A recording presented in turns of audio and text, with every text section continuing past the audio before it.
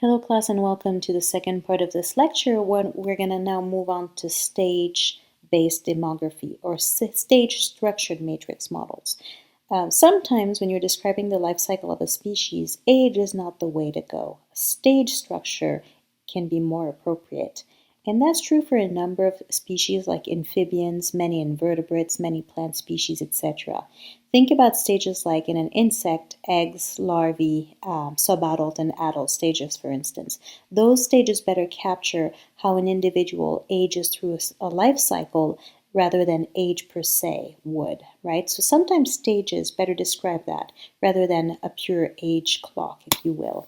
And so often fecundity and survival for those species are more dependent on that biological stage rather than age per se. And so stage-based demography or those stage-based matrix models are very relevant to a number of species. Mostly indeterminate growers, just like fish, turtles, lizards, snakes, and plants, which keep growing after maturity. For those species, what's more relevant to fecundity and survival is size rather than age, okay? And this is an illustration of that. If you take this fish species, all those fish basically belong to the same birth cohort. That means they were born in the same stream, the same time, the same day. And look at the variability in size that you see here, okay? Some obviously have been more successful than others in terms of growth, in terms of getting resources that would allow them to grow to this size. So all of those animals are the exact same age, yet you have a huge variability when it comes to size. And for a fish population like this one, you can imagine that size can have a number of benefits. So for instance, those fish who are larger might be more successful at reproducing and passing on their genes to the next generation. They may, however, have less of a chance of surviving, perhaps because they may be more visible to predators. So those are some of the hypotheses that you can test in this population. But the point here is that in this particular population, size is clearly more important than age. And so there are models out there, stage-based models that we can use where we classify animals as a function of stages, in this case, size classes, rather than age. Those models, those matrix models that we're going to use, they're called Lefkovich models, after the guy who basically developed these models. They're basically the age-structured models we talked about were derived by Sir Peter Leslie. Those Lefkovich models are stage-based models that basically relax the assumption of the age structure that we found in Leslie's matrix. Basically, here we're allowing individuals to remain in the same life stage over and over again, longer than just one time step. Okay? And if you remember, we touched up a little bit on stage-based demography when we talked about the snow geese because of that last age class where we have individuals who were 5 years old or more and could remain in that age class at each time step as they grew older. Well, this is the idea behind the Lefkovich stage-based approach, except that here you can apply that self-loop to any stage in the life cycle. Okay, you're going to have some life cycles for certain species where individuals should be allowed to remain in that same, say, size class for many, many years until they grow to the next. Okay, so we're moving on from age structure to stage structure. We're moving on from the Leslie matrix approach to the Lefkovich matrix approach. So here, for instance, we're describing the life cycle of some species that has 4 stage classes, 1, 2, 3, and 4. And for those stage classes, a number of things can happen. If you're in the first stage class, you can remain in that same class with probability P1. That's your probability of basically surviving and remaining in that same age class. Or you can grow into the next stage class 2 here, and that's described by the growing probability G1. Okay, if you're in stage class 2, you can remain in that stage for many years with probability P2. That's your probability of surviving and remaining in that stage class. Or you can grow into the next stage, 3 here, with probability G2. That's your growth probability, the probability that you're going to transition and survive into the next stage class. And if you're here, what you can also do is produce offspring with probability F2. So fecundity of the second stage class can contribute to the production of offspring, which, if they survive, can end up in that first stage class. Okay, so now we're dealing with a lot more probabilities. Not only do we have fertility, not only do we have survival and the probability of remaining in a stage, we also have growth probabilities. That's the probability of surviving and growing into the next stage. And if you look at a Leslie matrix formulation and a Lefkovitch matrix formulation, you can basically instantly recognize the differences. So if I were to give you a matrix filled with vital rates and ask you which one is a Leslie and which one is a Lefkovitch, you could easily look at where the cells are filled to basically come up with your answer.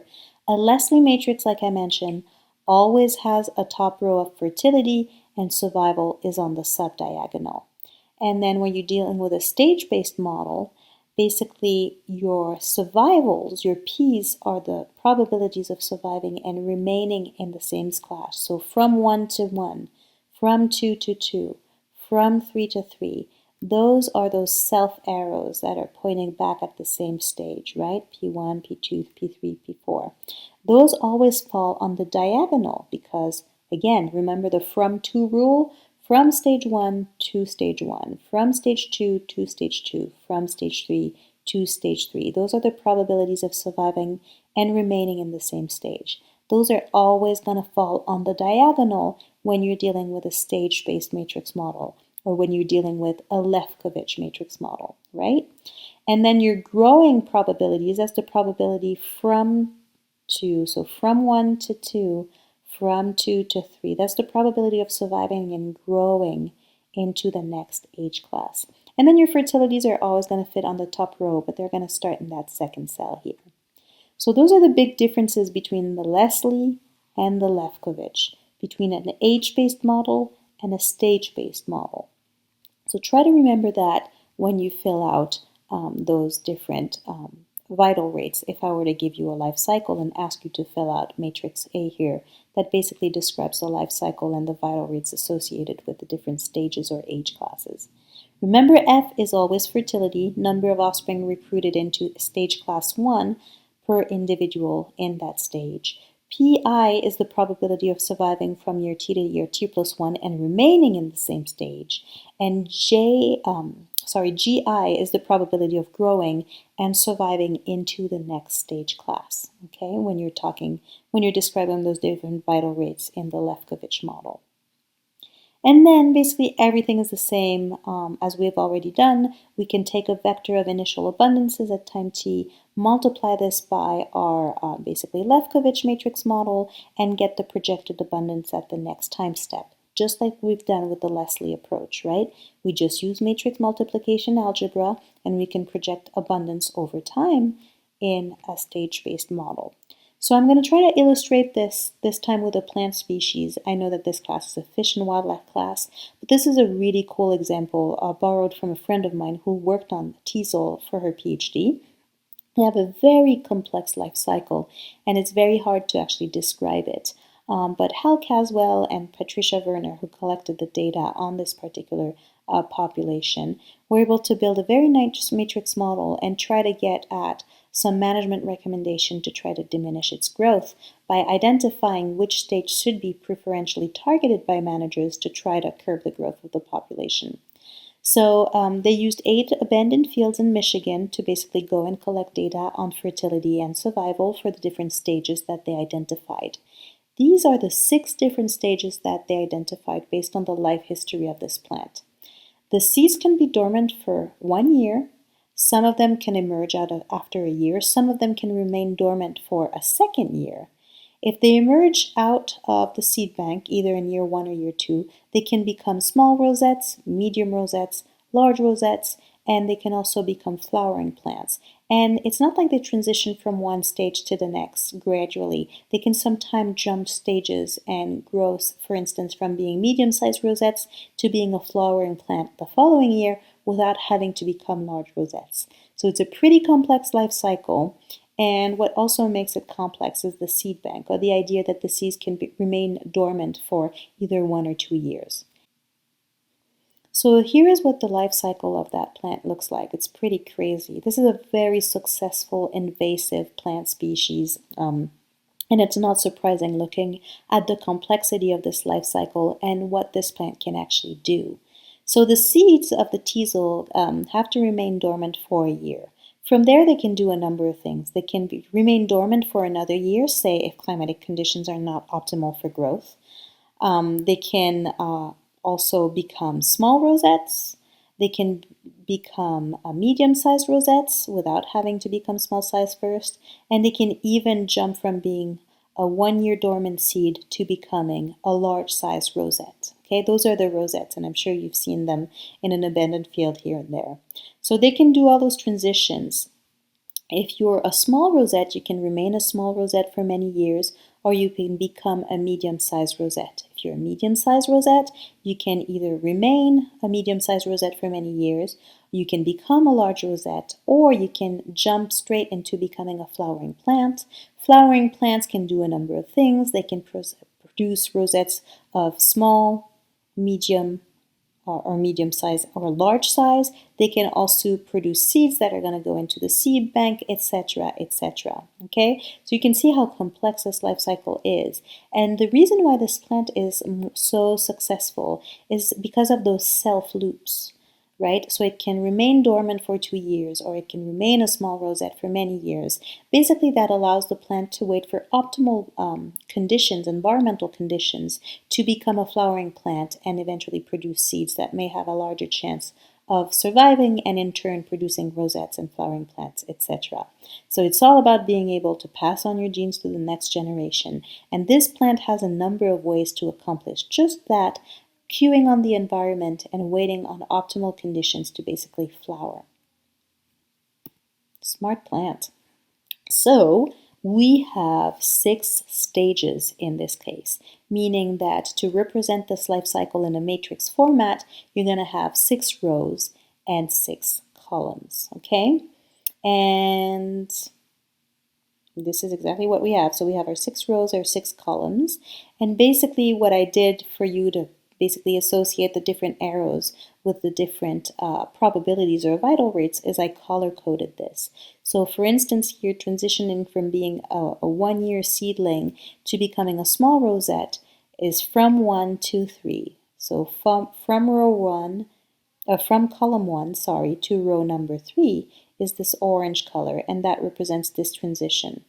If we were to pick another one, from 1 to 2 here, that will be in the first column and the second row. That's the probability that a 1-year dormant seed is going to remain dormant for another year. And you can see that that's really high. It's about 96.6% chance that you're going to remain dormant for another year. Rarely are the seeds ready after 1 year to make the jump to becoming a rosette, etc., etc. So what I did here is I, again, identified a given arrow and I point out to the vital rate associated with that arrow in the matrix model. So I encourage you to play with that and look at that carefully. I'll take another example here. That's the probability of being in stage 2, which is a dormant seed in its 2nd year of dormancy, and becoming a small rosette. This is actually an obligation for a 2nd year seed. It either when it reaches that 2nd year of dormancy, in the following year it has to become a small rosette or it dies. It can't do anything else. So this obligate arrow, as I'm going to call it here, is from 2 to 3. So from the 2nd column, column 1, column 2, to the 3rd row, 1, 2, 3, and here we are.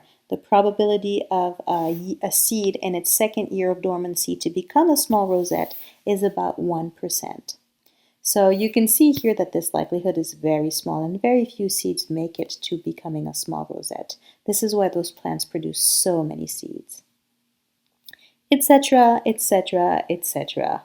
And I just wanted to move to this red arrow here because you can see that this is a disproportionate rate of transition, or basically a fertility arrow that is very, very high. That's from 6 to 1, from the 6th column to the 1st row. So from stage 6 to stage 1. This red arrow basically represents seed production from those flowering plants. And it's huge, right? This is the only stage that can actually produce seeds and pass on genes to the next generation. And this is where the largest investment of this plant is going to happen. 322, okay? That's the fertility associated with this particular stage. It's huge for a reason. This plant is going to basically pick optimal conditions to then produce all of those seeds, which are going to go into dormancy. But a very small fraction of those seeds is actually going to make it, as we saw earlier.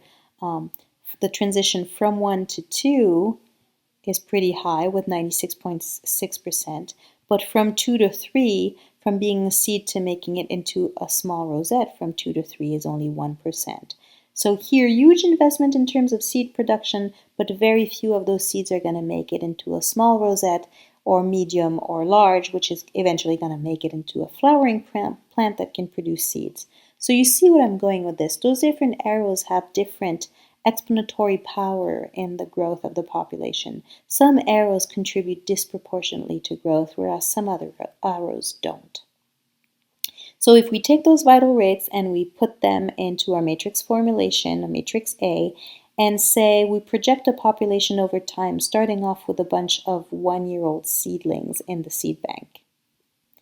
If we do that, you can see that, again, there's a phase of transient dynamics because we're starting with a very skewed distribution of the population, where basically we're starting from seeds. So imagine you have a dirt field available to you and you're planting that seed. You're starting with 100 seeds out there. You're putting them in the soil for a year, and then you're looking at what happens over time. This is what would happen. So you have this phase of chaotic transient dynamics here, and eventually after about 10 years you're getting close to the stable age distribution. And what you see, if you look at the proportion of those different stages in your population at stability, you can see that the bulk of the population is made up of stage 1. Those are 1-year-old seedlings that are going to stay underground for a year. And then you have also a disproportionate amount of 2-year-old seedlings. That's about 30% of your population. So 1-year-old seedlings, about 65% of your population. 2-year-old seedlings, about 30% of your population. Stage 4, those are the medium-sized rosettes. They make about 10% of your population. And there's very, very few large rosettes and flowering plants at when you reach the stable age distribution. Okay, and again, this is reflected in the life cycle. It takes a lot to make a flowering plant, but it doesn't take a lot for one flowering plant to make a bunch of seeds, right? So this is what you're capturing in the stable age distribution. 63% of the population will be made up of 1-year-old seedlings. 27.6% will be made up of 2-year-old seedlings. Only 1% of the population is small rosettes, 7% medium-sized, 1% large rosettes, and less than half a percent is making up your population of flowering plants in there. So now let's look at the population growth rate lambda for a minute. Remember, that's nt plus 1 divided by nt. That's our discrete or geometric rate of growth, lambda. There's two things I want you to see. The first thing is once you reach stable stage distribution. So here we don't talk about stable age distribution, we talk about stable stage distribution because we're using a Lefkovich model that is representing different stages in the life cycle. Well, that long-term stable growth rate is about 2.2 for the teasel. That means that on average, when the population is stable, that population more than doubles every year. And this is what makes this plant a successful invader. Every year the population doubles in size. Now, the other thing I want you to see is this phase of transient dynamics here brings about something really interesting in lambda, the growth rate. You can see that after 3 time steps here, we have an explosion in population growth, where lambda reaches about 19, or let's round it up to 20, means that that particular year the population is multiplied by 20 in its size. What happens in that 3rd time step? Well, if we go back to our life cycle, after 1 time step, seedlings that were dormant for a year become 2nd year seedlings. After 2 time steps, those seedlings become small size rosette.